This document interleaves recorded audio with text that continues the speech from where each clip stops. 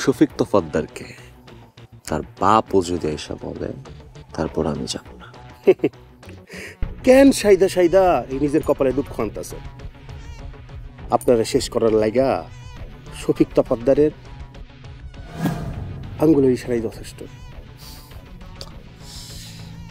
এতই যখন ক্ষমতা, তাহলে সামনে কেন আসে না? উনি আসলে আপনার একটা ঘটনা ঘটে যাইব। শোনেন, শেষবার তোতা পাখির মতো কইতাছি, শফিক তফাদ্দার চাই না ওই বাড়ির আশেপাশে কেউ যাক।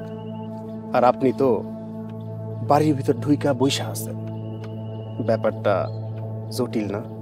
আমি যদি ওই বাড়িতে ঢুকে বসে থাকি, তার সমস্যা কি? ওই বাড়িতে কিছু আলামত আছে, উনি চাই না এটা কেউ জানো। আচ্ছা, আমিও সেই আলামতের জন্যই আসছি। যাই হোক, সবকিছু ফাঁস করে তারপরেই যাব। ওই মিয়া, আপনি সাংবাদিক না গোয়েন্দা? থাকেন তো বিদেশে, বিদেশে গিয়া মানুষের কামলা দেন, আর বাংলাদেশে আইসা গোয়েন্দাগিরি শুরু করছেন। কারণ এই বাংলাদেশ আমার, এটা আমার জন্মভূমি, এখানে থাকার অধিকার আমার আছে। শুনলেন না তো আমার কথা? পস্তাইবেন, খুব পস্তাইবেন।